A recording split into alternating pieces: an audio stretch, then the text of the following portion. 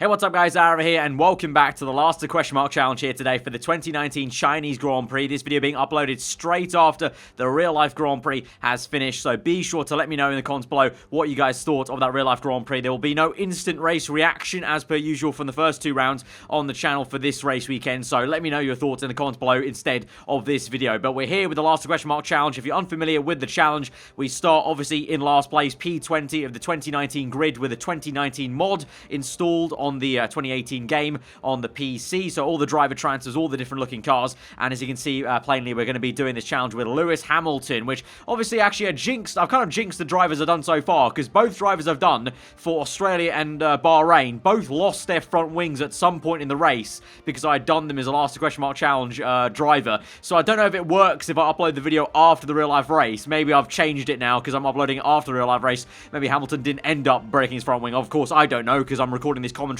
and doing the entire video before ahead of the real life Grand Prix, so you guys will have to let me know if that did happen or not. But nonetheless, we're here for a 25% race around Shanghai, last place in the Mercedes car. I'm going to try and basically get up the order as much as we can. In the Mercedes car, you'd like to think we're going to try and aim for a podium position, but being a 25% race and China, you know, sectors 1 and 2 will be quite tricky. You know, traffic, dirty air might come into play, but then you've got the back straight, the long back straight, which could be very good for us to flex our muscles. So it could be a pretty damn good challenge, and probably one of the best ones I've done in terms of the race order by the end of it. So let's just get into it and see how we go as we get on board with Hamilton as we go to 5 red lights, and we're underway for this Chinese Grand Prix and the last question mark challenge for round number 3 of the 2019 season. A good getaway there, already overtaken 2 Williams cars into turn 1 with ease. Obviously the Williams cars not too much of a pain, I would have thought anyway earlier on before the Grand Prix. We nipped down the inside of 2, nearly 3 cars, but Giovinazzi quite rudely squeezes us off there. But to be fair, he had the corner on the inside, but instead we'll get it on the exit of the next left-hander, and we just about nick it through as we have to control the car snap on the back end there, but we controlled it, as now we can see Perez just about getting squeezed out by the Russian Danka Fiat there.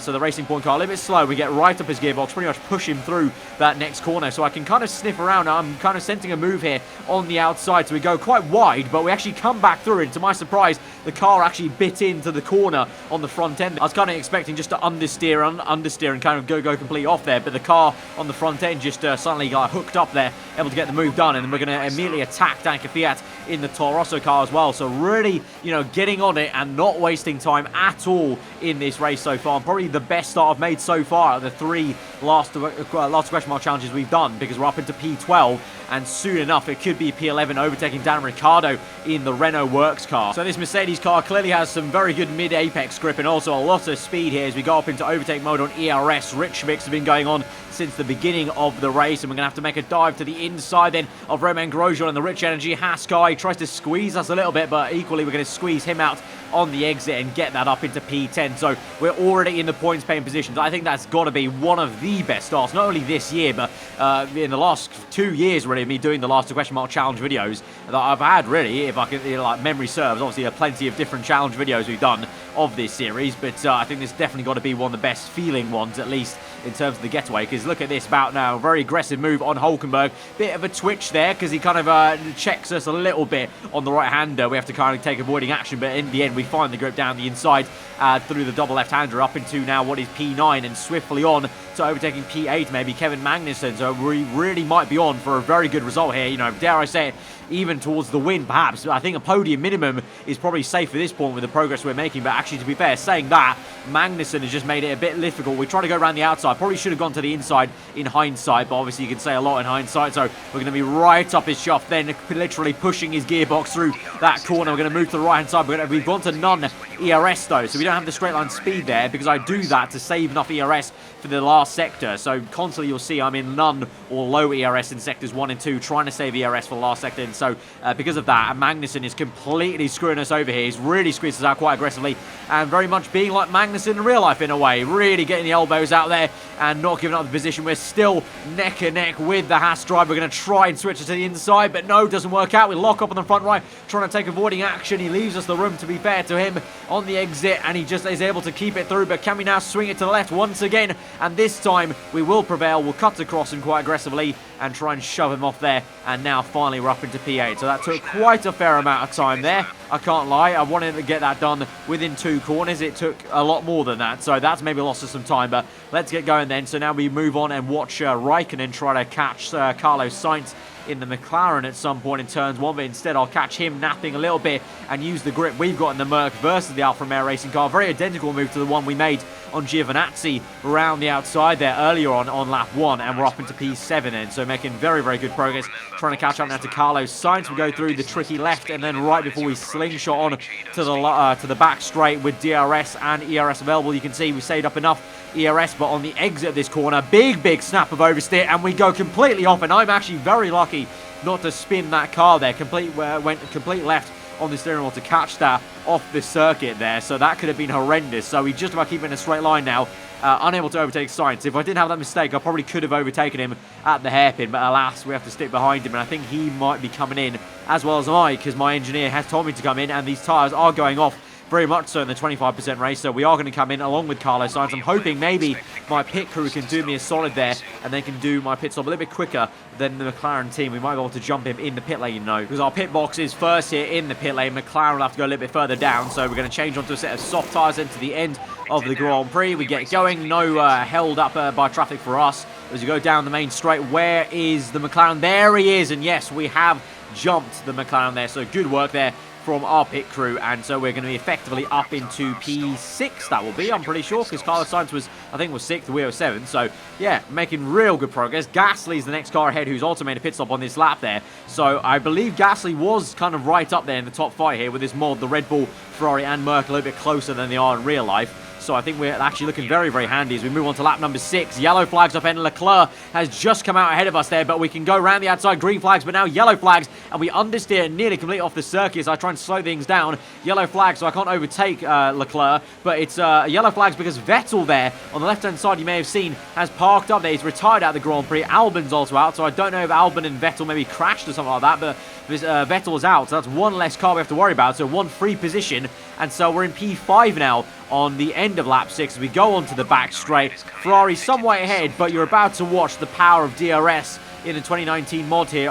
Just like real life, obviously, the rear flap is so much more powerful now. We're closing so much. We're going to power past Leclerc. Yellow flags again at the hairpin. I think that's for that Toro Rosso. So it looks like Albon and Vettel just retired at the exact same point of the race, but weren't kind of related there. But we're still side by side, actually. Leclerc has done some good work to defend against me, but we're going to make the switchback move work. An absolute treat. He locks up, and we completely embarrassed him in the last corner. So we're up into P4 then, and so it's the 2 Red Bulls, and then Valtteri Bottas, my teammate, that leads the Grand Prix. So we push on 3 laps later onto the end of lap number 9. Verstappen P3, Gasly P2, and my teammate Bottas in P1. So can we try and get Verstappen on this straight there? We try and control the car. It's very nervous on the exit there, twitching about, but now we can plant the power, overtake mode, DRS, rich mix, all available tools to us to go as fast as we can down this straight in 8th gear. We're going to make a move to the inside there. It's going to be a bit of a late lunge. Verstappen locks up a little bit. Gasly side by side with Bottas for the race lead.